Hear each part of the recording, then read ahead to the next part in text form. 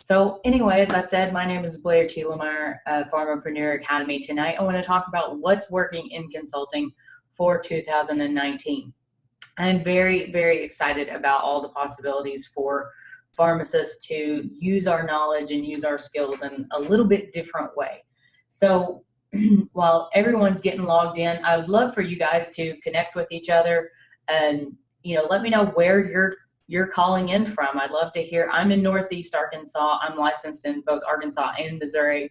I've been a pharmacist for now almost 8 years. So I would love to hear, where you're calling in from, how long you've been a pharmacist, maybe where you're practicing right now. So I don't know if anyone saw it, but there was a really great article in the November or December issue of Pharmacy Today. It talked about a lot of different health systems and even some internist clinics where pharmacists were working at in kind of an integrated care model. And this quote really stood out to me. He said, "I think pharmacists will play an increasing role in outpatient quality care improvement, building upon the traditional role of inpatient medication dispensing. The initial reluctance of physicians to partner with pharmacists is diminishing as they prove their value in areas of medication reconciliation, patient safety, and clinical outcomes, and cost control as well." So tonight, our objectives are to answer some questions. What are your options for leveraging some of the skills and expertise that you already have? Learn about the 5 most successful types of consultants, and I see what's really going to work for 2019. So you don't have to waste time trying to figure this all out yourself, reinventing the wheel. We're here to share information with each other about what's working well for the people that are a little bit further along in their journey. And that's what the Academy is all about. We've got brand new entrepreneurs. We've got people that are pharmacy owners that have been pharmacy owners for 20 years. They're just looking at some of these new opportunities in clinical services. And I really want to talk about mindset and understanding fears and how we hold ourselves back. It's one of the major things we work on in the Academy, in the coaching program. So if you saw my YouTube video inviting you on this webinar, you know a little bit about me and why I'm here. My ultimate goal is to advance the profession of pharmacy.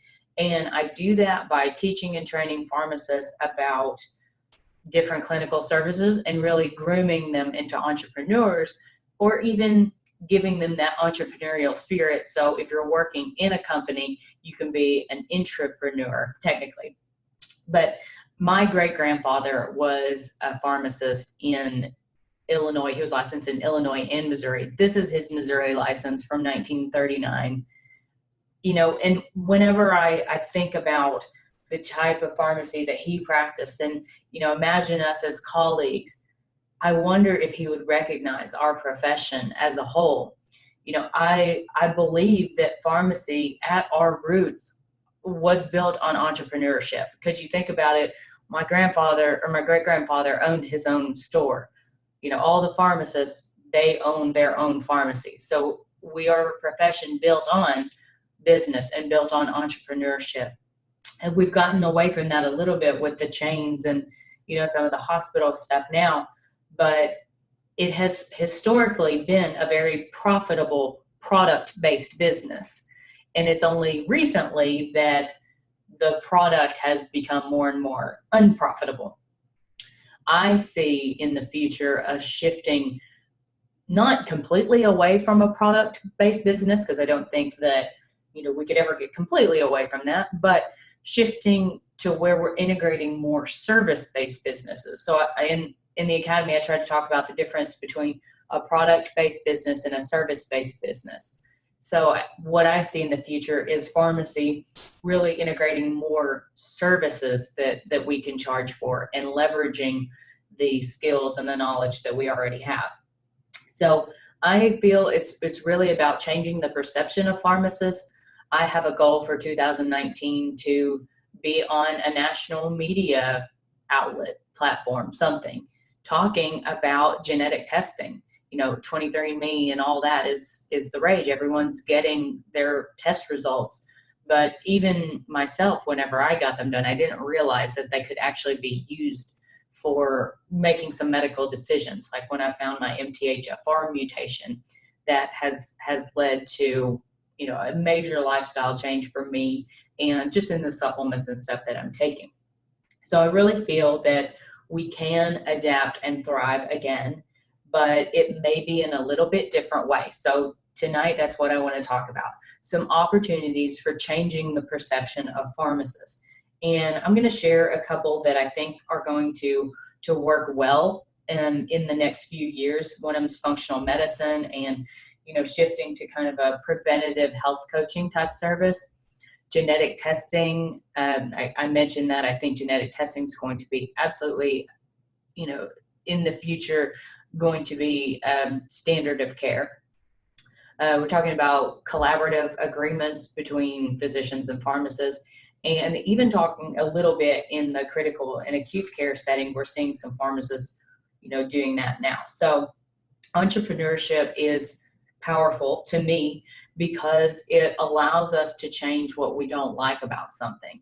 We can, as a business owner, see a problem and provide a solution. And, these people are sometimes called disruptors. The thing is, unlike an employee, a 9-to-5 job where you just go in and do your work and then go home and that's it, it does take a little bit of we call it front loading the sacrifice. It does take a little bit more work to get that off the ground versus just going in and being plugged in. I have people email me all the time asking, how do I apply for a position as a consultant pharmacist? And the answer is you don't. You make your own. These aren't positions that are listed on any job websites or, not going to be listed in a physician's office or something like that. These are positions that we're creating for ourselves. So that does provide a little bit of a challenge, but if you're like me, you really like a challenge. So the good part of it is, once you front load that sacrifice, once you get your business off the ground, there isn't a glass ceiling for like there is in a 9-to-5 job. And that was something that, it sounds bad, but I did not like being paid the same as someone, if I was excelling at my job and doing really well at my job, being paid the same as someone else who didn't like their job or wasn't trying in their job or wasn't going above and beyond. For me, I like to be rewarded for the work that I do. So one good thing about building a business is that you can break through that salary plateau, that glass ceiling of pharmacy, and make even potentially more than you would as a pharmacist. I'm not saying that's easy, but in business, you're being paid for the value that you create for clients. So you're pricing your services as a reflection of that value. And we talk a lot more about pricing, and I'll talk about that a little bit later in the webinar. But just, getting an idea of creating something that will then be able to build momentum without you and be able to provide income in addition to. Some of you guys here are just wanting to do this as kind of a side hustle, and some of you are wanting to build a consulting firm where you're creating these consulting opportunities, you're hiring other pharmacists to work under you. Whatever it is, I am behind you 110%, and I want to make that dream come true. So I'd love to hear in the chat, what is it that motivates you? Why are you here tonight? I want to hear some of your ideas about what you want to do as a consultant. So I talk about intuition and inspiration, and I don't consider myself like a woo-woo person, but I maybe could consider myself with just like one woo. So I did an exercise the other night to figure out some of my core values. And the top values that I revealed for myself were security, adventure, purpose, and inspiration. And so my pharmacy career fulfilled one of those. It fulfilled the security value, but it didn't fulfill the adventure, it didn't fulfill the purpose, and it didn't fulfill the inspiration. So, for me, I was demotivated by the fact that I was being paid the same as someone who, maybe wasn't as good at their job. So if I was really good at my job, they're being paid the same. That was demotivating for me. And I like a challenge. So actually only about 6 months after graduating did I decide to go work at a local community hospital as a clinical pharmacist. I wasn't being challenged in the retail position that I took immediately out of pharmacy school. I thought there was an opportunity there to purchase the store, be an independent community pharmacy owner. That opportunity never presented itself. So I then went to work at the local community hospital. So I was happier there for a while. And, when I got really comfortable in the role and I no longer felt challenged, I slid back into that same rut of, I'm not feeling fulfilled by this job. I'm not feeling challenged. I'm not feeling any sense of, excitement or adventure. And, I don't know if this resonates with you, but for me, I can actually see at a point where my career dissatisfaction correlated with a lack of challenge. I like to be challenged. I like to grow and learn. And it just, the position that I was in, it wasn't really there for me as soon as I got the hang of it. So, I do love a challenge. Pharmacy school was a challenge for me. I challenged myself to get through it as quickly and as cheaply as possible. So I did 2 years of undergrad and then pharmacy school. And, I'm glad I did it, and I love pharmacy, but I feel like the MTM consultant thing is really where I shined. So that leads me to talk about the first opportunity that I want to talk about tonight for the different types of consultants, because I think this is kind of where I started. And people are constantly asking me for help with this. I get emails and calls all the time, people wanting to put together a program for chronic care management in collaboration with, between a community pharmacy and a physician's office. And I just simply do not have the time to be able to do those types of things. So what I want to do is I want to train you guys who are out there who are saying like, yeah, that sounds awesome. Just, get the program rolling, like put everything together and then move on to the next one. I've got a friend who helps with implementation of genetic testing programs in hospitals. So, lots of things are changing in our profession right now. We're seeing many threats and job loss, saturation. A little bit more to my story, I actually, when I went to work for the hospital pharmacy, I worked there for about 2.5 years before I lost that job due to budget cuts. But, I think there's so many things that are changing in pharmacy, but I think that the basis, the medication expertise that we have is something that we're always going to be able to leverage. And the more services that we can provide that cannot be provided by a technician or an AI, a computer or something like that, the better off that we'll be. So, I call this career climate change. And I do feel that one way to protect yourself against this is by building a side business. I'm not saying it has to be a side business in consulting. If you want to do that, that's great, and I can help you. But if you want to build a side business in real estate or, selling some of your favorite facial care products or whatever, I think that that's absolutely, something that you should be doing. And the more income streams and the more revenue streams you can create for yourself, the better.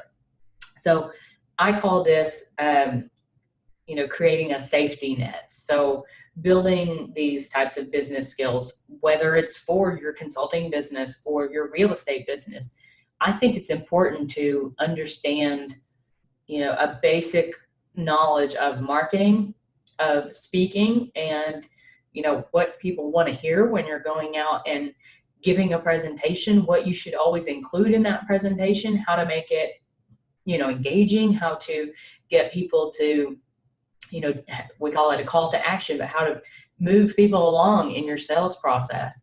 Selling is a big thing that we talk about in the Academy, and I'm going to talk a little bit more about that whenever I talk about our special masterclass that we're having this at the end of this month. But teaching, networking, all of this stuff is what my friend Ashley Clevens of RX Ashley, she calls these transferable skills. So, excuse me, I don't want you to, continue putting this off because you might end up like me. So, after I took that position at the hospital as a clinical pharmacist, I kind of went on autopilot for the next 2.5 years. I wasn't really all that focused on my career. I wasn't really all that focused on, saving money or paying down my loans or anything. I was just kind of floating, having a good time. We were just, newly married. We travel around the world, do whatever we wanted kind of thing.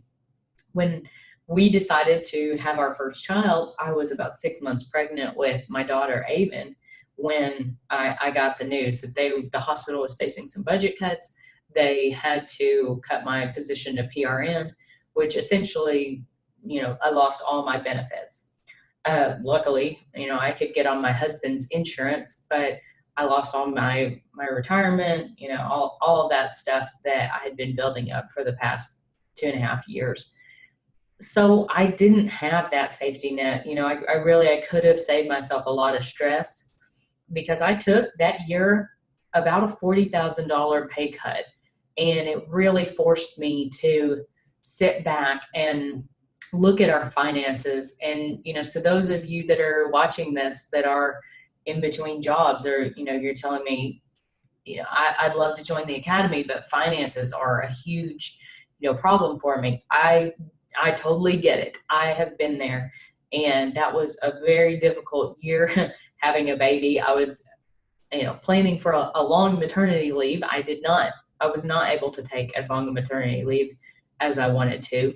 I started budgeting. We started, looking at paying down my student loans, really getting focused on that. So I'm absolutely not advocating for you if you, have an existing job to quit that job and just jump into consulting full force. But what I am suggesting is to start building this up to, as I said, front loading the sacrifice. It's going to take some time to get off the ground, just like any business. I mean, most businesses don't start at, profitability right away. So it's about creating another source of income. It's about working it alongside your current role until you're financially, emotionally, physically, whatever, to walk away.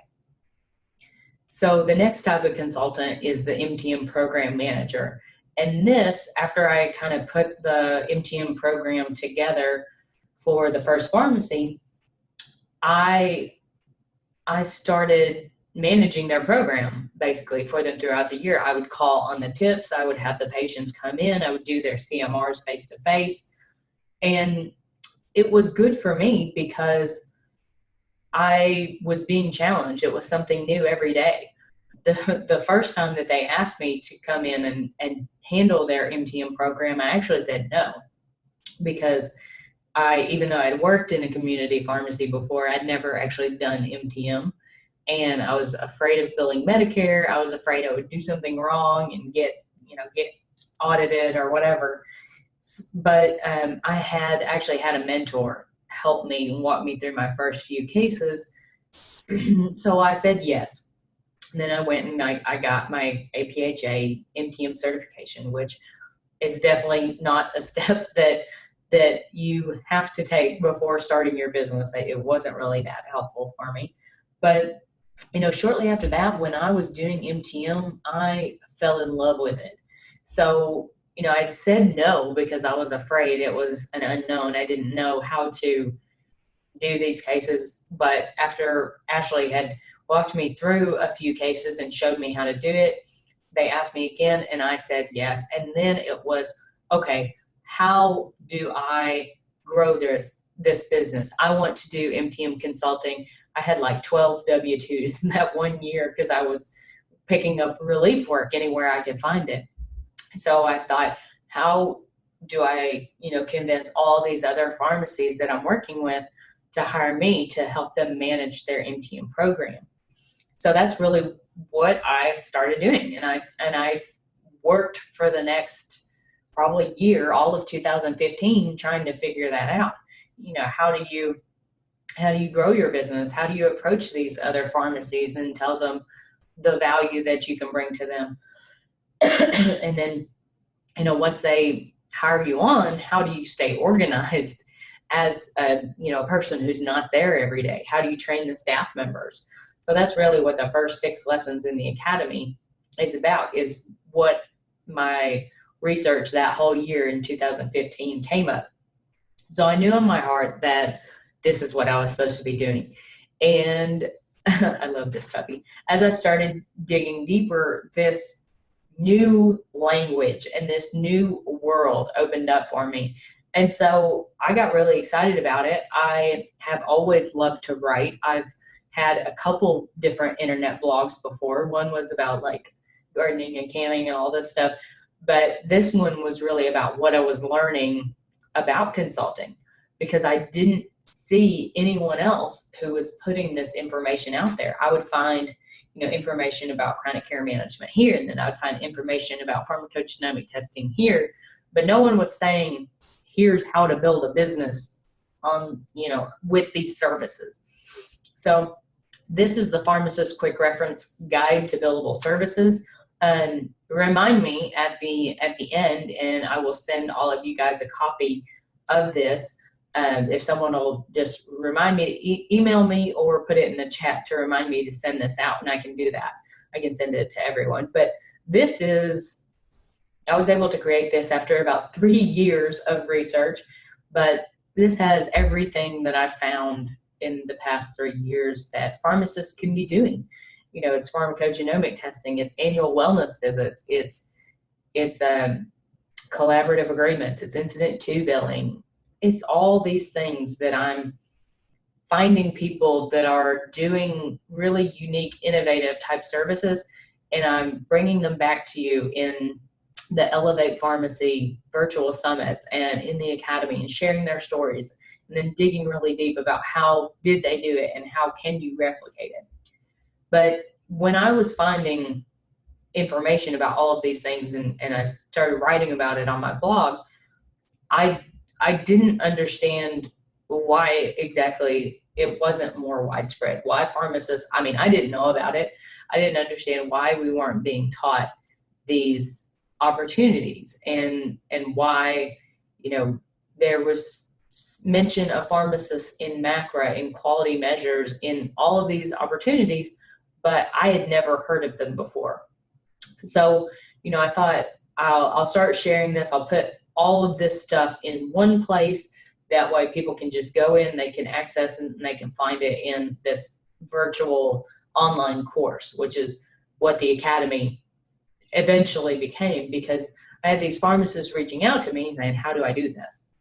So one of the other types of consultants that I get asked about a lot, and many of the people in the academy are working on creating this model, is for the physician clinical consultant. So there are lots of different options for what this person can do in a physician's office setting, but all of the information in the world, and I tell lots of people this, all of the information in the world will not prepare you for the toughest test of all, which is going outside of your comfort zone.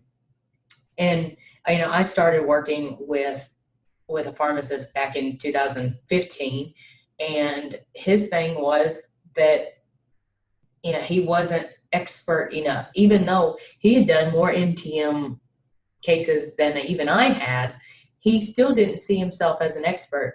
And one thing that I see a lot of us, a question that I get asked is, well, why would a doctor hire a pharmacist to come work in their clinic when they could just hire another nurse practitioner or hire a physician's assistant? And to me, that's a really limiting belief that we're placing on ourselves. Does the pharmacist do the same thing as the nurse practitioner or the physician's assistant? No. And that is what we're talking about when we're talking about adding value and coming at it from a quality measure type standpoint. These nurse practitioners, and I can say this because my mom's a nurse practitioner, my best friend's a nurse practitioner, they don't necessarily learn that much about pharmacology. So having a pharmacist, a medication expert in the office that can see patients using these incident to billing codes, using these chronic care management billing codes, creating, these subsequent annual wellness visits and going in and doing those, testing people for, gene drug interactions. These are all opportunities that we have that I don't believe a PA or an APN could go in and do this. So I think it is kind of a limiting mindset that we have. So when you ask the question, why would they hire a pharmacist? Why wouldn't they just hire another PA or APN? Well, it's kind of a different job. What you're looking at yourself as more of a quality coordinator, a clinical coordinator. You're looking at new programs that you can implement. You're looking at how to optimize, the current standards of care that they're using, and optimize these patients that are very complex on, 6 or more medications, have 3 or more chronic conditions. So these are some limiting beliefs that we help Academy members get over and, really learn how to sell themselves and position themselves. But one thing I realized very early on is you have to believe it as well. Because if you don't believe that you can go in and add more value than a nurse practitioner or PA, nobody's going to believe you. No one's going to hire you if you don't believe that in your heart, because it will show when you're pitching yourself. It will show when you're talking about your services with confidence. That's why I don't have any trouble, pitching the Pharmapreneur Academy or talking about the Academy anymore, because I believe in my heart that it provides value, that it gets results for people. And, once I realized that, it was no problem for me to talk about it.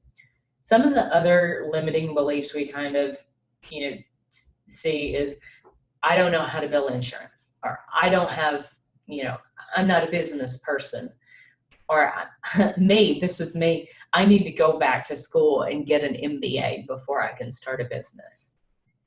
I mean, that kind of sounds ridiculous now, but I truly thought that, whenever I was starting my consulting business and thinking about how to grow it. And I'm like, well, I can't be a good business owner if I don't have an MBA, right? And, honestly, like I said, sometimes more information, more tests, more schooling, it's our way of staying in our comfort zone, because that's what we're used to. We're used to taking tests. We're used to studying. We're used to, being good at listening and learning and being in school. What I'm not going to say not good at, what we're not as practiced at is going out and pitching ourselves and pitching our value and talking about our business and speaking to a crowd of people who you want to, come in and be your customers or patients. A lot of people ask me, should I get my master's in MTM? Should I get a board certification in ambulatory care? It all goes back to that, like, expert enough phase. And really it's our brain's way of keeping the status quo. That's what it knows. It takes a lot of extra sugar to run the brain in a kind of, this would be a new program, a new computer program for the brain, which is going out and starting this business and talking about it. So we can procrastinate a little bit. This is me, in my never-ending pursuit of knowing everything. I don't know if you guys like to do the Myers-Briggs, but I have done it in different masterminds and coaching programs that I've been in personally, and I'm an INTJ. So it says, INTJs have a hunger for knowledge and strive to constantly increase their competence. They are often perfectionists with extremely high standards of performance for themselves and others. They tend to have a keen interest in self-improvement and are lifelong learners. They are always looking to add to their base of information and awareness. Now, that describes me to a T. What I've had to work on and for myself and for my own personal development is taking that knowledge and turning it into action. How do I learn the process of selling? How do I learn the process of coaching? How do I learn the process of marketing or speaking or whatever it may be? And, I will say, I mentioned I took the APHA MTM certification course, and it was great, but it told you, like, the focus of the course was, here's what you have to do for Medicare to meet the criteria to submit an MTM claim. I mean, that was it. That was the main focus of the course. There was no business information or anything like that in there. So, now I'm MTM and pharmacogenomics and point of care testing certified, and I will tell you, none of this made a bit of difference when I launched my genetic testing business. And I'll talk a little bit about that in just a minute. But, I know you're out there thinking, I'm not an expert on pharmacogenomics or diabetes management or, medical billing or whatever it may be. But I want to encourage you tonight that you know enough to get started. You know enough to go out there and start your business. You know enough in this moment in time. You can learn those things once you get someone that's interested in hiring you. But, at this point in my career, what I've learned is I'm going to add skills as I need them. Right now, I would love to go back to school and learn about, I'm really interested in Ayurvedic medicine right now. And I would love to go back to school and take a class on Ayurvedic medicine. But you know what? I'm not going to do it right now, because I'm learning skills as I need them, not just in case I need them one of these days. And it can be a crutch. It can allow you to stay in your comfort zone for far too long. And they do not help you grow your business, which is what I'm here to help you do. So the fourth type of consultant I want to talk about tonight is the testing consultant. So, I've always been interested in genetic testing. And it wasn't until my son was born that I believed in the true power of knowing your genotype. So I mentioned I took it was a direct-to-consumer test, and it came back as high risk for Alzheimer's and Parkinson's and cardiovascular disease. My maternal grandmother has Parkinson's, and my paternal grandmother died of Alzheimer's. So definitely runs in my family, as well as cardiovascular disease. And when my son was born, the neonatologist had him, she was holding him on his belly and looking at the base of his spine. And he has a very deep sacral dimple, almost to the point to where you can't tell if it's closed. She was worried about it being an open neural tube. Luckily, she, looked around enough and felt confident that it did have a closure at the bottom and we didn't have to do an ultrasound. But I was on folic acid my whole pregnancy, almost from the time I had my daughter. I took folic acid up until I had my son, 3.5 years later. So why was I having, why was my children, and Avon also has a small sacral dimple, but not near as bad as my son's. So I went back and I looked, and I learned that I am homozygous for the MTHFR variant.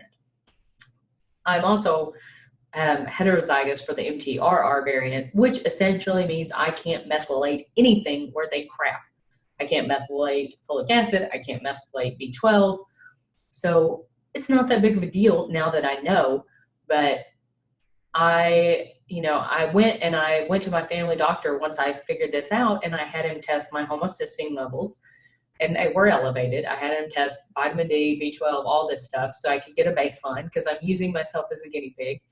And that was really what started me on this journey of figuring out, it was the MTHFR that, was causing the elevated homocysteine. That was what was showing made me a higher risk for Alzheimer's and Parkinson's and cardiovascular disease. Now, I don't know that that's, if I just take a methylated folic acid, it's going to mitigate that risk, but at least, it's one thing that I know that I can be doing better for my health in the long run. So there's, that's just one example of opportunities that once you start moving forward, I saw this then as a way to help other people that were maybe struggling with medications that didn't work, or, even there's a local psychiatrist here that's using a lot of genetic testing to help people on antidepressants and help children with ADHD. So that was really what I started looking at. Are there certain nutritional supplements that can also help with these gene drug nutrient deficiencies? So, I want to encourage you, many times in business, what you end up doing is not always what you set out to do in the very beginning. So once I figured out how to do MTM and I decided I want to build my MTM consulting business, I went and I hired a business coach. Even though I didn't have a lot of money, like I said, it was a big chunk of money. It was, quite a bit of money for me to put down on a business coach at that point in my life with a young daughter. But I so believed in my business. That's what I wanted to do. And she actually helped me see that other pharmacists would need help with this as well, and that they were reaching out to me, that there was an opportunity to help teach other pharmacists about MTM consulting. I eventually, even moved now to the genetic testing consultant, but I never saw this for myself. I never had this long-term vision. So that's what's helpful about having a coach or having a mastermind, having people around you that can push you forward. So, I tell you that to tell you that whenever I first started my MTM business, I was terrified to go out and ask other pharmacists to hire me to help them with their MTM programs. I was terrified to offer to help them, pretty much. And, getting the sales, it wasn't something that I was comfortable with at all. Now I hired a sales coach, actually, Nikki, who I'm going to talk about a little bit later, but she really helped me to see that selling is about value. And, for me, it was like, what if I look unprofessional? What if people think I'm sleazy? Like, what if they think that I'm just, trying to sell them something? And, as I began teaching more and more about these billable pharmacist services, then I started worrying, what if I get asked a question I don't know the answer to, and blah, blah, blah. And then it was like this happened at every single point in my career. When I started the academy, I worried about, my accent. What if I share, what if I say something wrong? What if I accidentally share a piece of misinformation? What if I'm not the best person to help these people?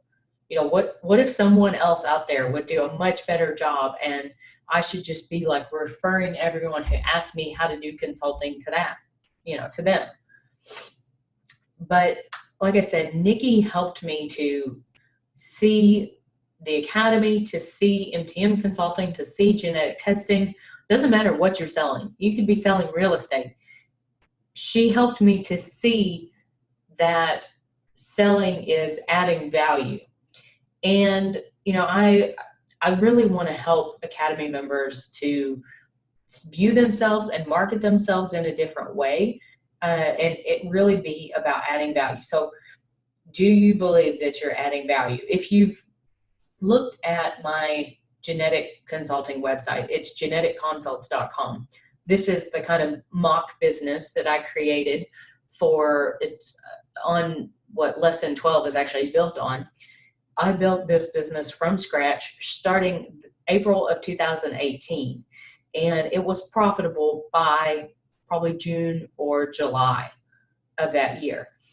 So, some of this content that I created was focused on parents of children who had ADHD, whether they were taking a stimulant medication or they were trying to avoid going onto a stimulant medication, or they were just looking for, different ideas about going gluten-free or looking for different supplements that could help.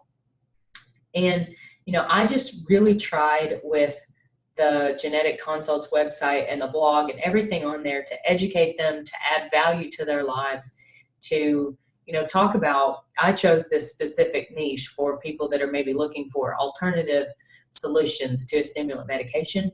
But, before I even offered that, I would get on a phone call with them, make sure it was right for them. I don't want people purchasing something directly from my website. And that's something that I see a lot of pharmacists who are wanting to do consulting.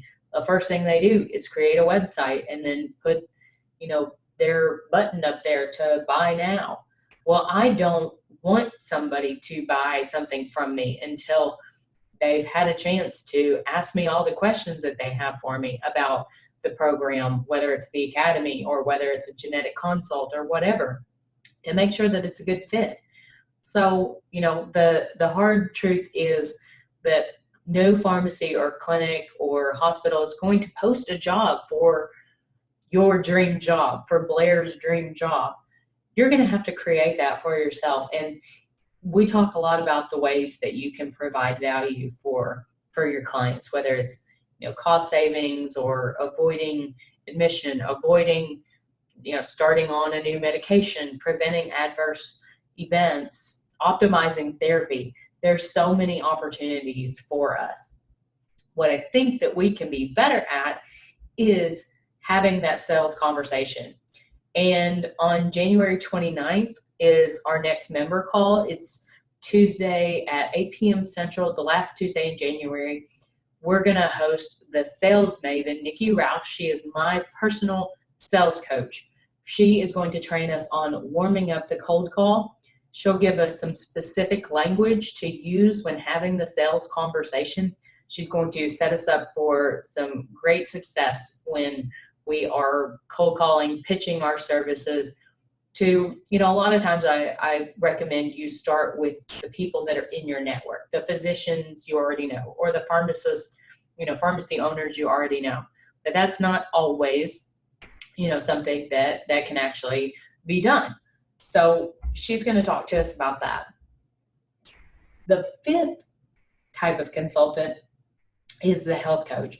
And this was really what I have waited till, now I'm almost 4 years in business. This will be my 4th year in business before I created a lesson in the academy on health coaching. I feel like this is the toughest consulting business to get off the ground, because remember, you're directly selling to the patients. It's a cash-based service.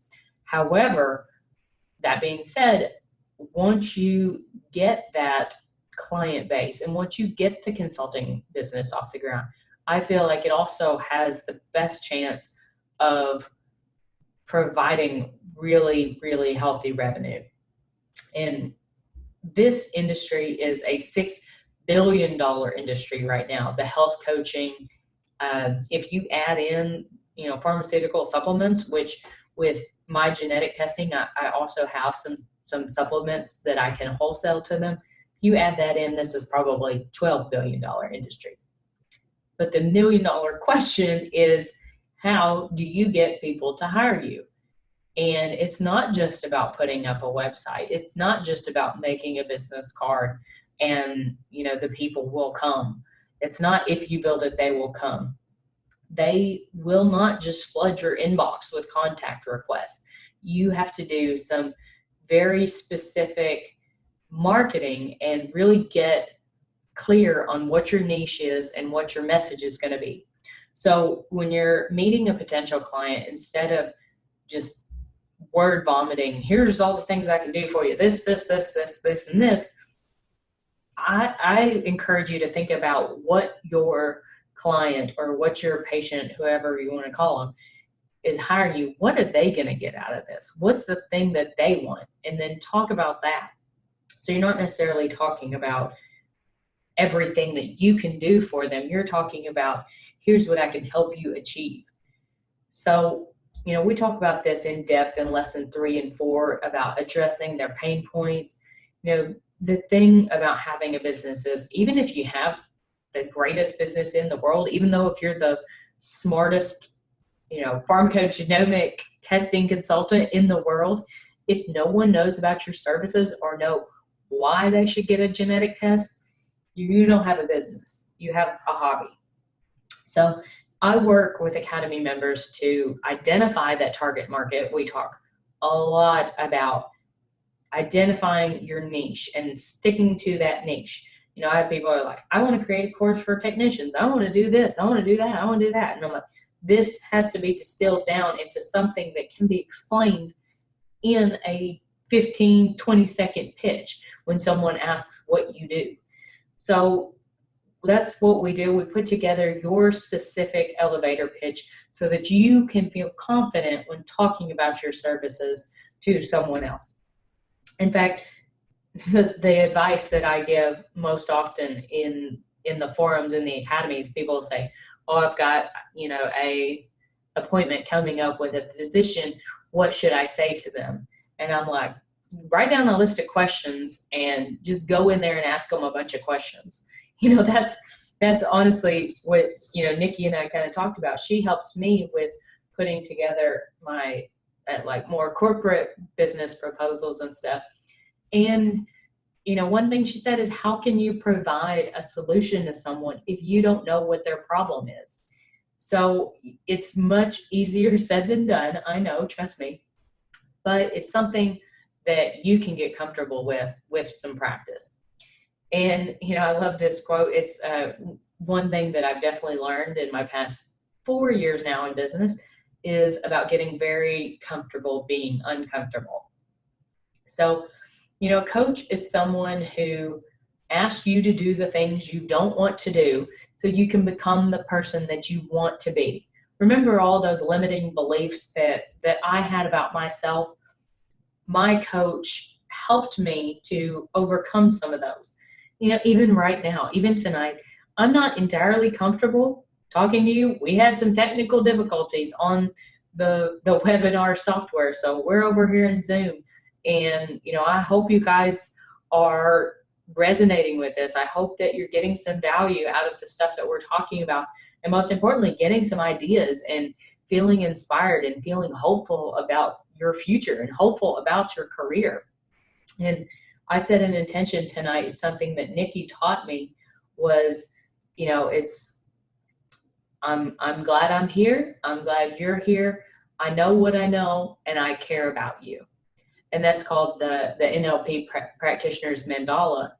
And, it helps me kind of reset and think about whatever it is that you need to hear tonight. I hope to be able to channel that through my words. And that's what my coaches honestly help me to do more than anything.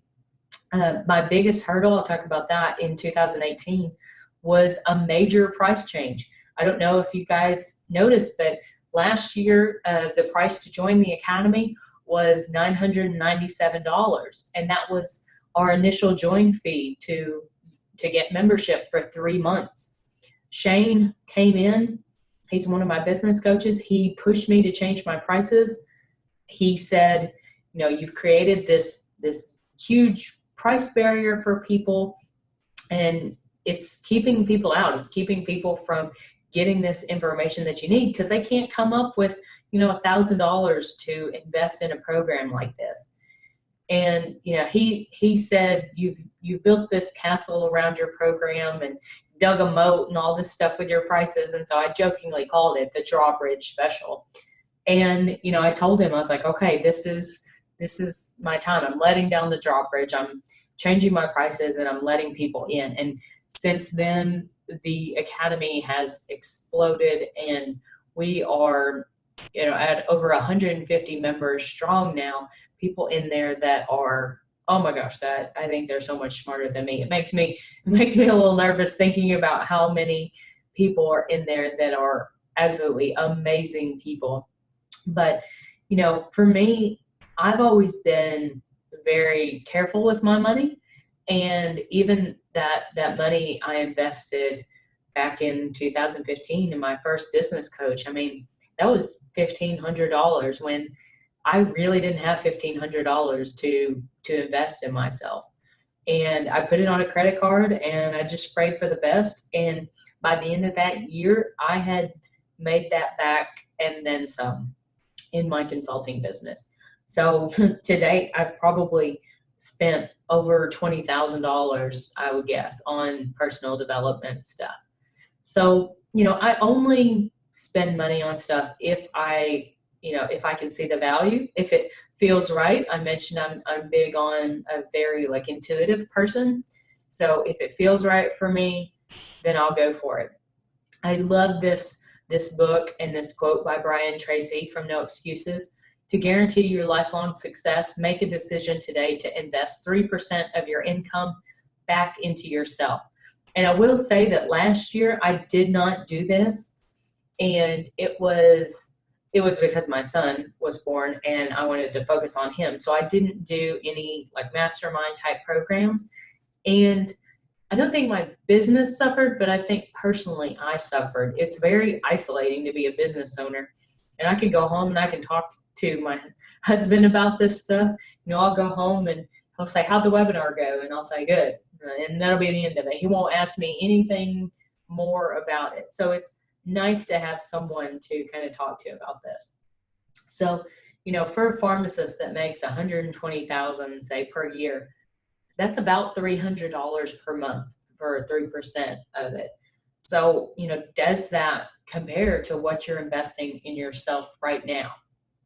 I signed up for a 12-month mastermind this year, and I'm very excited. It's all female entrepreneurs. It's a year-long commitment. It's $650 per month. We get one monthly call and a Facebook group. And I think there's a 30-minute or maybe a 1-hour coaching call every quarter or something. But, I did it because I want to surround myself with people who are smarter than me, people who are different than me.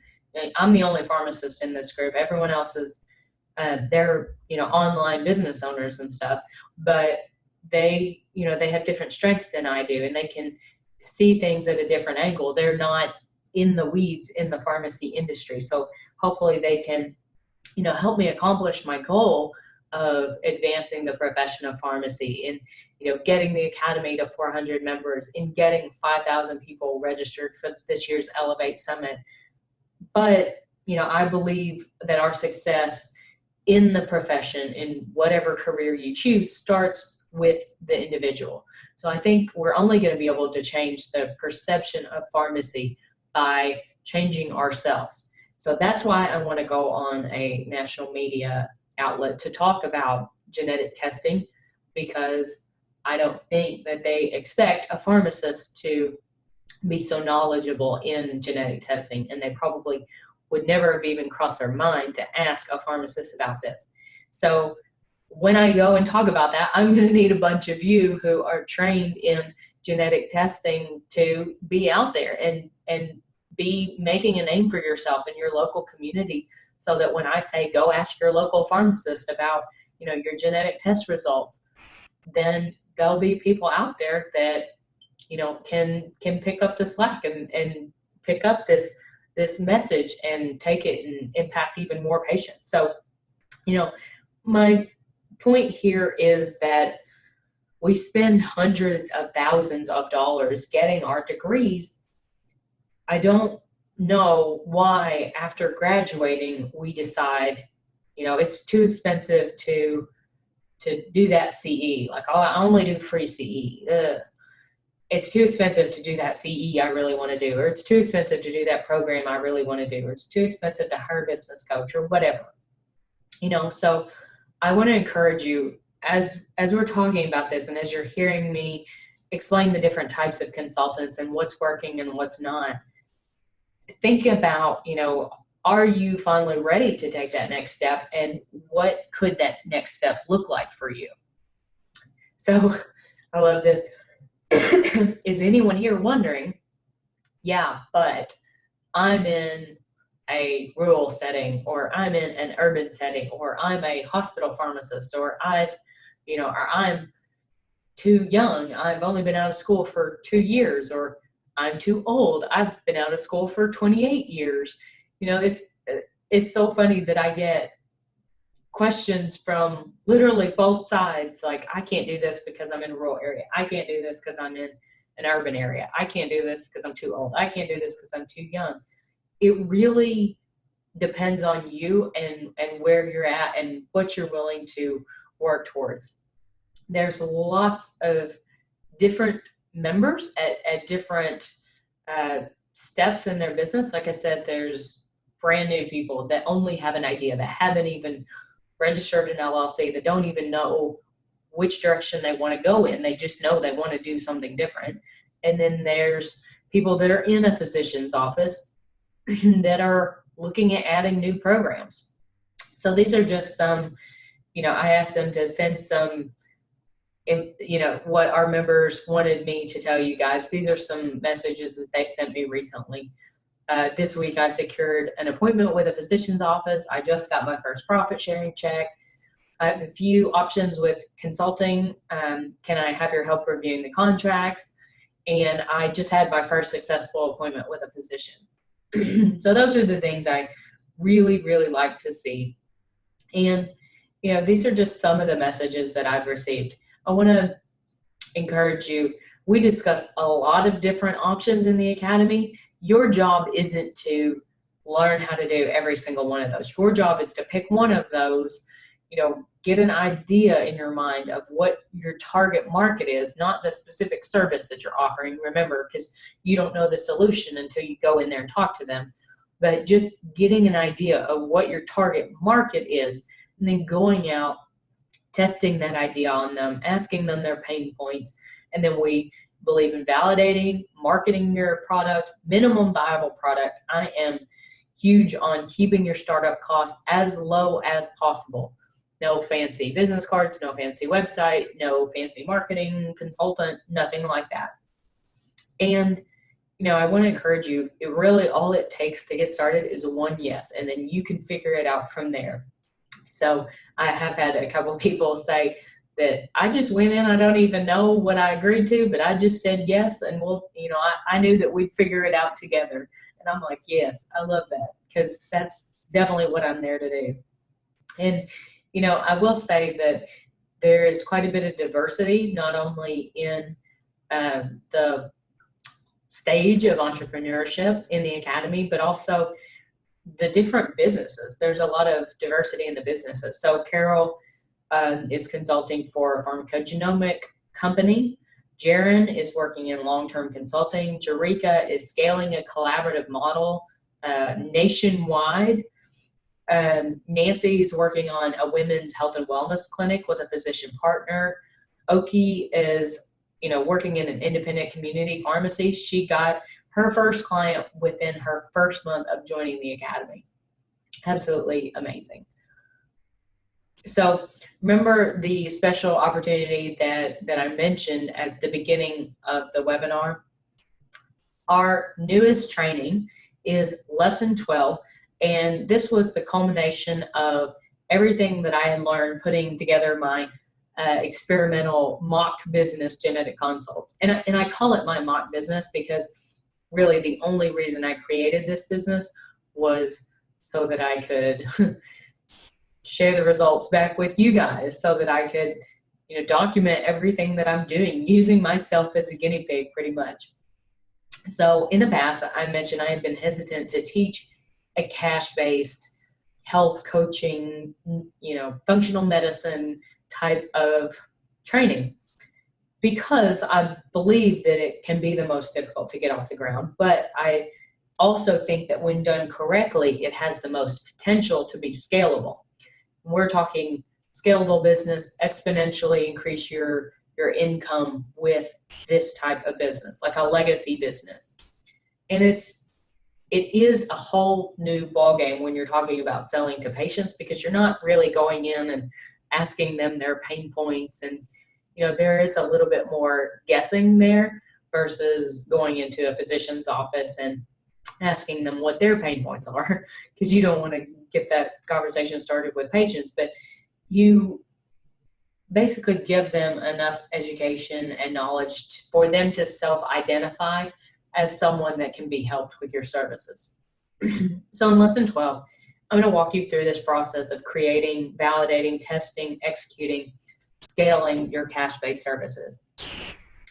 So lesson 12, I am not publicly selling this lesson at all, but since you're here on this webinar for this workshop, I am offering it to people on this specific webinar. So if you're interested in it, it's $347 for just the lesson 12 training that's focused on the health coaching, the cash-based services, and genetic testing.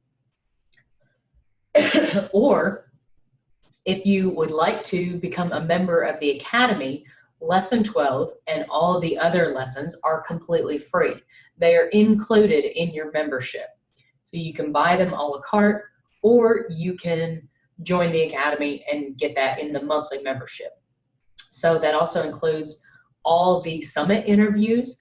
So if you're an all access pass holder for any of the Elevate Summits, that's $197 value. You get the 2017, the 2018, and for as long as you're a member, if you're still a member in 2019, in May, whenever the summit goes live, you'll get access to all of those as well. So another thing, members get access to all of our monthly master classes. And I mentioned this January master class is with the sales maven, Nikki Roush, talking about warming up the cold call. And normally, if you were to go hire Nikki to be your personal sales coach to sit down with you for an hour, it would be over $900. But I have taken care of that for you. This is a special masterclass training that she's doing for Academy members. So this new special that I mentioned, the Drawbridge special, when we changed our prices back in September, the monthly special lets you join the Academy for only $197. You can cancel this anytime. If you join and decide that it's not for you, all you have to do is send me an email or go to your dashboard. You can cancel it. I do not make it difficult on you whatsoever. Or if you're like, I'm gonna burn the boats and go all in, I want to get a really good deal on an annual plan, we do have annual plans that you can just upgrade to right away. It's the exact same as the monthly special, except you're not going to be being charged monthly. It's just a one-time fee for $12.97, I believe. And you can, as you're a member, if you want to add one-on-one coaching or any kind of additional or change your plan at some point, you can do that too. So, you don't have to decide all that tonight. I'm going to give everyone 48 hours. And with this 48-hour bonus, you're going to get our Success in Selling Masterclass outline. And, I want to encourage you, it's invest the $197 if you feel that this is what you're being called to do. If 2019 is a year you're like, I want to get this consulting business off the ground. So, remember how much Brian Tracy suggested we spend on investing in ourselves each month. So if you join the Academy, you still have about $100 to spend on yourself, whatever else you'd like to do to improve your personal development. I personally would recommend an Audible membership as well. It's been a game changer for me to have those books to listen to every month, because I do not get a lot of reading time in, but I get a lot of driving time in, and I like listening to my audiobooks. So, I'm not sure when I'm going to be doing this again. It really depends on how many we have sign up tonight.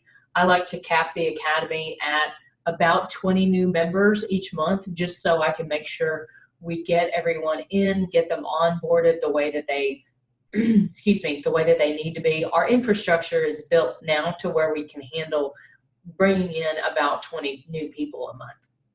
So, you can go to pharmapreneuracademy.com, go straight to the monthly special. It's at pharmapreneuracademy.com/drawbridge. So all you have to do, just fill out the order information, click sign up now, and boom, you're in. So I wanted to make this, more affordable for people, like I mentioned, that may be in between jobs, or maybe you're a new grad, or maybe you're getting close to retirement and having trouble finding a new job. I hear that a lot, is that, there's some age-related discrimination going on in pharmacy too. So there's opportunities here, whether you're a new grad or you've been in the industry for a long time. I want to encourage you to invest that money in creating some kind of side business for yourself that creates some kind of safety net. This is what the page will look like when you go to pharmapreneuracademy.com. If you just go to /drawbridge, this is the monthly member access. So you can just add to order, fill out everything, and then boom, you're in. You get instant access to all of the lessons in the academy.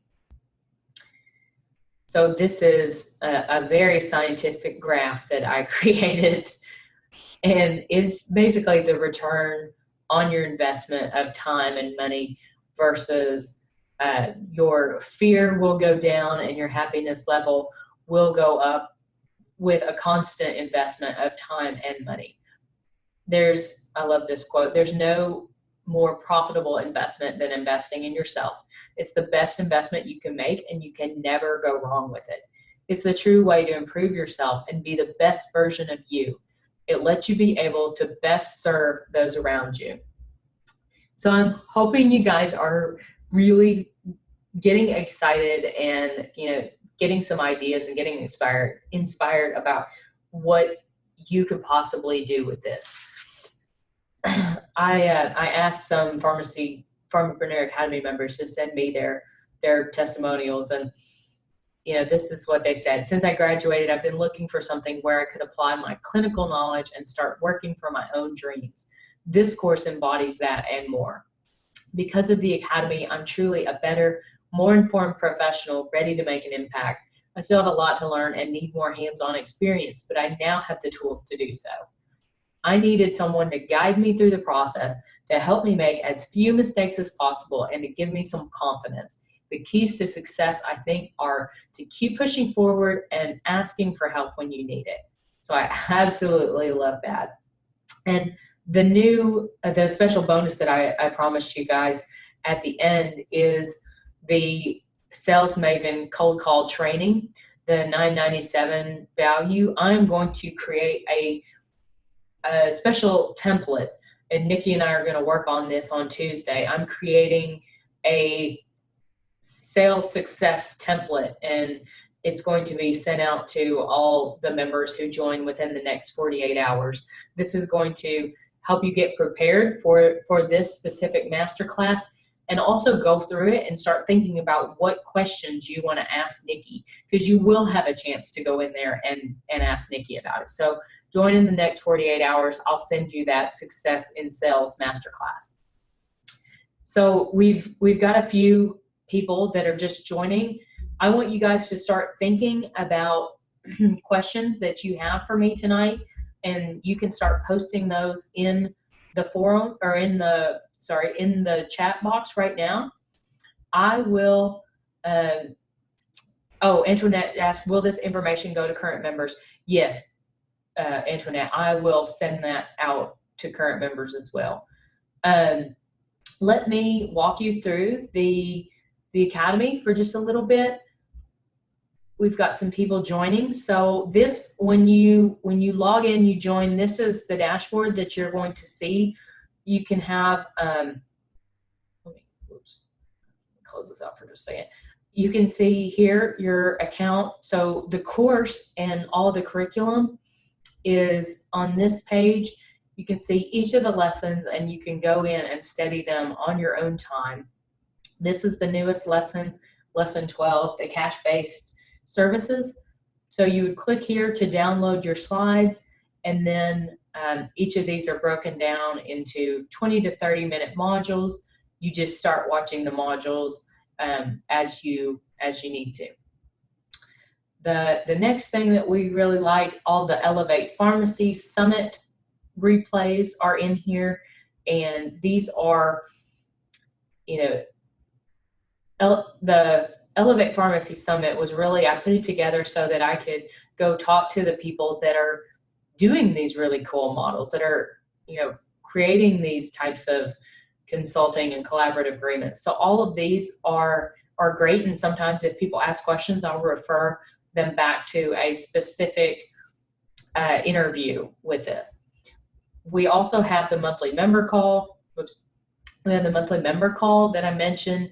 Our last monthly member call was in November. It was a call with RX Clinic Pharmacy in the Avant Institute of Clinicians. So it was Dr. Amina Abubakar and her team. You can see in here, this is the forums. This is where you are going to go in and you can ask me questions. You can ask questions of the rest of the group. And that's really where we kind of do most of our business coaching stuff. So I'm going to stop sharing this real quick, and I will take a look at the chat. Any questions that we have right now? Okay, will a recording of the session be available? Aaron, are you asking about the recording of this webinar or recording of Nikki's course? This webinar? Okay, yes, a recording of this webinar. Since I screwed up the whole, I messed up the actual webinar software. That was totally my fault. I apologize to you guys, but I'm so happy that some of you actually found your way here. So yes, I will send this recording out to everyone that had signed up for the webinar because I totally screwed up. But let's see. Okay, can I list the different types of consultants? So let's see. Let me go back. Types of consultants. The first type was the implementation specialist. This is the person that just goes in, creates the MTM program, gets it up and running, or it doesn't have to be MTM. Could be genetic testing, could be point of care testing, whatever it is, smoking cessation program. You go in, you create this program, you leave. That's it. The second type that, and I have a bunch of people email me to ask me to do that. The second type that I see is the program manager. So this is the person who, once you get it up and running, this may be the same person as the implementation specialist, or it may be a different person. This is a person who's doing the CMRs and doing the tips and staying there all year long. That's what I do. The third one was the physician clinical consultant. So that's working in a physician's office, helping them to see patients. The fourth one was the testing consultant. So that's like genetic testing or point of care testing. We could even kind of overlap that a little bit with the fifth one, which would be the health coaching consultant, because a lot of the health coaching consultants are also going to look at your labs and do a lab interpretation for, is it nutrient deficiency? Is it, some of these other things? So that those are kind of the five main things that I see. Oh, great question. Could it help me to join the Academy? I'm from France. So the Academy is focused somewhat on the programs we have in the United States. Like for Medicare, for instance, we can bill for MTM programs. I know there's a few Canadian pharmacists in the Academy who essentially they say they have the same program that they can bill for their, I think they call it pharmacotherapy consults or something, but essentially they can bill for that same thing. It's just not called the same thing I'm calling it. So it would depend on the payers in France. I believe there's a national payer, so it would depend on what they're going to pay for, if they'll allow billing for pharmacist services. But in saying that, I will say that this is the most thorough business training that you will receive as a pharmacist. I have not found a business training that is as good as what this one is. So we talk about marketing yourself. We talk about identifying your target market. We talk about elevator pitches. We talk about selling, which we're going to talk a lot about at the end of January. So I think it could be helpful along those lines in giving you the confidence to pitch your services, but I'm not sure that it wasn't specifically made for the French healthcare system. So I will say that. So there's some people in the UK that have asked me too, and I invited them. I'm not sure if she's here tonight, but I invited her to join us tonight just to see. And I would say the same thing for her. I know there's a little bit different, types of services that they can offer, but the business stuff in pharmacy, I think, would be helpful to pretty much any pharmacist. Okay, Stacey asks, if you're working full-time with an aspiration to build a consulting pharmacist business, when would you see the patients? How are people able to manage this? So, okay, most of the people in the academy, I recommend that they have 4 to 8 hours a week to work on their business. So if you want to go work in, say, a physician's office, you could pitch them 4 hours one afternoon a week. Most of us have some kind of flexibility in our schedule, even if you're working full-time. Stacey, I'm not sure what your schedule looks like. Some of the pharmacists I work with, they work 7 on, 7 off. Some of them work, just a few days a week and then have a few days off. Some of them do most of this, or they work on the weekends, or they work overnight or whatever. But I do recommend, if you're wanting to build a consulting business, you have at least 4 to 8 hours per week to spend on working on growing your business and working on seeing patients. So, okay, any other questions? I've got some FAQs as well. Let me go ahead and read those. Excuse me. So, I have no idea. I'm just starting out. I have no idea where to begin. We go from the very beginning. Do you need a sole proprietorship? Do you need an LLC? Do you need a business bank account? Do you need a tax ID number? We start from the very beginning. And I know this is probably, for the pharmacy owners out there, it's probably a little bit, a little basic for them. But we get to start from the very beginning. It is a step-by-step thing. We talk about personal finance. We talk about evaluating your budget. We talk about minimum viable product. We talk about different opportunities for your target market. We talk about niching down. So if you have just the faintest idea of what you want to do, as far as all you know is you want to start a consulting business, there will be something in that for you. Another question I get a lot, are there sample documents in the academy? And the answer is yes. There's a download section.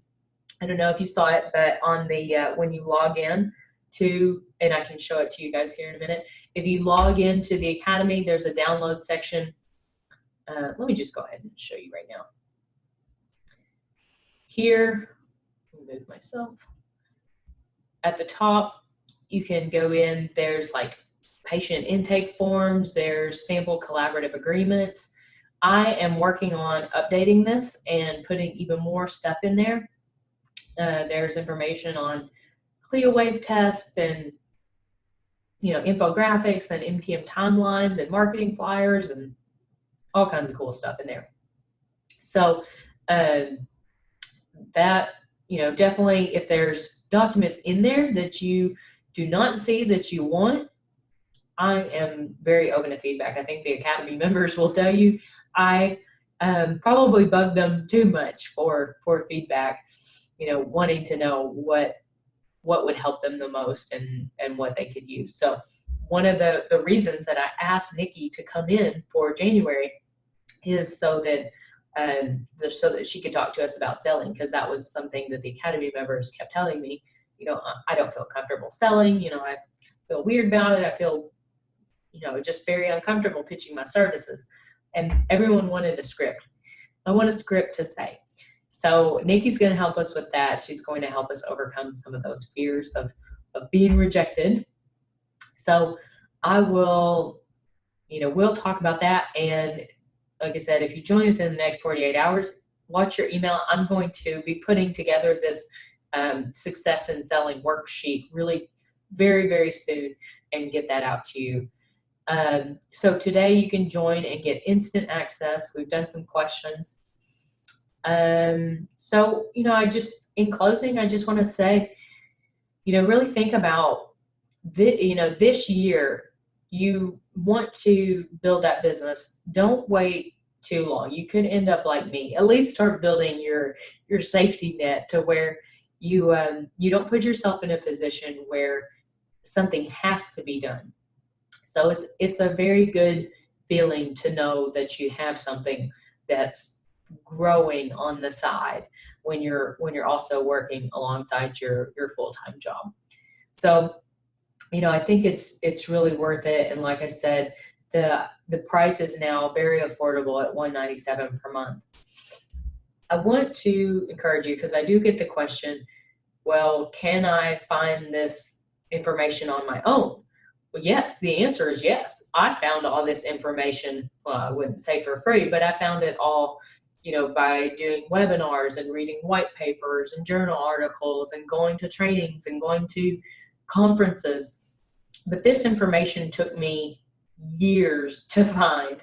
And yes, you can go through and you can sift through all the webinars and journal articles and, certifications and all of my blog posts or whatever that you want. But, if I could go back in time 4 years ago when I was starting my business and have something like this, I can't imagine where my business would be today in terms of being so much further ahead. And, this is something I mentioned earlier where I'm at the point that I'm building skills as I need them, not in case I need them, because I feel that, I value my time more than my money right now, because I know I'm never going to be given more time. And if something is reasonably priced and it provides a lot of value, then that's something that I'm going to invest on. And so I mentioned I invested in the 12-month mastermind this year because I want to be around people who are smarter than me. I want to be around women with $1 million businesses. And I want them to help me get there. And, like I said, I got through pharmacy school as quickly and as cheaply as humanly possible. And I think it's the same kind of entrepreneurial spirit in business. Is just, give me the answers and I'm going to go out there and be extremely coachable and put this stuff together. So just a reminder, what all is included. Lesson 12, not coming soon. Lesson 12 is here. So lessons 1 through 12 in the e-course, all the Elevate Summit interviews, ability to ask me questions daily within the Academy forums. That's kind of how we do our group business coaching. And then monthly member Q&A calls. So this month's member call is Nikki Roush. She's going to talk about selling. Next month's, the February member call, is going to be with your financial pharmacist, Tim Ulbrich. He's going to talk about personal finance for the self-employed. And, sometimes member calls are just me getting on there, answering your questions for 90 minutes. Sometimes they are a special guest that I bring on. It really depends on what I feel the community is needing, what you guys are telling me that you're needing at that point. So, again, this used to be $997 to get in and access all this information. Now I've got it at pretty much an 80% discount to get in for only $197, and I'm very excited about it. I would not be doing these types of webinars if I didn't think that this information could work for you and could change your life. So this was a quote from Troy Trigstad. when I interviewed him for the 2017 summit. He said, a wave of energy is coming towards us. Be prepared and you will surf the wave. Be unprepared and you will miss your opportunity to ride the wave. So I thought that that was a really great, metaphor for what's happening in pharmacy right now. So I want to thank you guys all for being here with us tonight. Anyone has any questions? Let me see. If anyone has any other questions, just feel free to reply to any of the emails that I sent out. I'm going to get this downloaded and send the replay out to you guys. And you can let me know if you have any questions about anything else. Oh, Emma asked some good books to listen to on Audible. What do you like, Emma? You want business books? You want spiritual books? Right now, I'm listening to Becoming by Michelle Obama. I am enjoying it a lot. Next, I have, let me see, I'll just show you what's on my Audible list.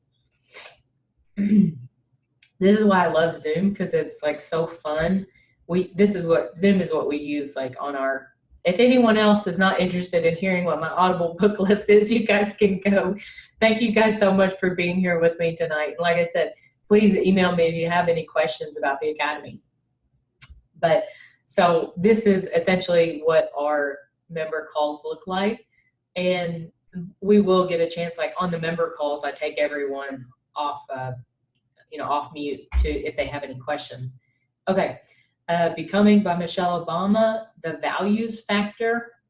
It's about like your core values. When I mentioned I did that core values exercise, that was what I did. And the last one I read was The Universe Has Your Back by Gabby Bernstein. It was about meditation. Oh, this is one of my favorites. The Joy of Genius by Gay Hendricks. Anything by Gay Hendricks is awesome. What was his other book? The Big Leap, I think. Yeah, that sounds right. The Big Leap by Gay Hendricks. It is so good. I would start with The Big Leap if you like that kind of stuff, because in The Big Leap he talks about when like he calls it. See, what does he call it? Basically, it's like when things are going really good. It's kind of like self-sabotage. So like things are going really good in your marriage, and you're like, things are almost going too good. I gotta, pick a fight just to spice things up, or, things are going too good in my financial life. There's too much money in the bank. So what he talks about is not doing those things like, we've got some money in the bank. Let's book a trip to Disney World so that we can be broke again, or whatever. So he talks about that. It's like, I can't remember the term he uses, but essentially it's when you hit that happiness or hit that threshold for whatever, you kind of go back to, bring yourself down. Oh, Capital Gains by Chip Gaines. If you guys like Chip and Joanna Gaines. I love business books because I love hearing how people built their businesses, why they built their businesses. That was a really good one. Women Rocking Business by Sage Levine. That was good. Let's see. Those are kind of my favorites. Oh, The Notorious RBG. I did listen to that on my way to Nashville and back last September because I love her. Anything by Mike Michalowicz. So I talk about Mike Michalowicz's his book, the Profit First book is the first book I read. I think he's got some others that were before that, the Pumpkin Plan and stuff. But in Profit First, I talk about in the Academy, in the forums, when we did the 2019 planning session in there, which any of you guys can go back and you can watch that. But I talked about, someone asked me how I, save for taxes and stuff. And I follow Mike Michalowicz's book, The Profit First Plan, which essentially says you pay yourself 50%, you pay the government 15%, you put like I think 30% in for operating expenses, and then that leaves like another 5% for profit, which is like your fun account. So that's pretty much what I do in my business, so that, you know, I feel like I'm paying myself appropriately. There's also kind of a fun profit money account that we're actually going to use for our trip to South Africa in March. And then I have the money that's set aside for taxes, because I do not play around with the tax man. One year, actually it was 2016, I think, I was doing consulting and I was doing relief at a bunch of different pharmacies. And apparently that affects your withholdings when you work at like a bunch of different places. So that year, my CPA put some stuff together, and she comes back to me and she's like, "Oh, Blair, you guys owe $17,000 to the IRS." And so that's why I'm having Tim Albrecht come talk to the Academy members in February, because definitely not a position that you want to put yourself in. And if there's something that you could have done wrong in personal finance, I've probably done it before. So hopefully you guys can learn from my mistakes. We bought a rental property, invested in some real estate that was a horrible investment. We lost a lot of money on that. We've had huge tax bills from the IRS. We've had all kinds of stuff happen. But it's one of those things that I didn't know because I didn't have any business training. And so, it's kind of like you live and you learn. Hopefully, by sharing my story and sharing my message with other pharmacists, that I can hopefully keep you guys from making the same mistakes that I have. So, all right. Well, I'm glad you guys found this valuable, and like I said, I love what I do, or else I wouldn't be here. I don't feel that great. I barely have a voice, but if I didn't care about the success of pharmacists, if I didn't care about the people that were sending me emails saying that, they've been a pharmacist for 28 years and they just got fired, and, their job was cut and now they can't find any place to work because there's age discrimination going on. If it wasn't for all those things, I would be, sitting at home in my pajamas right now.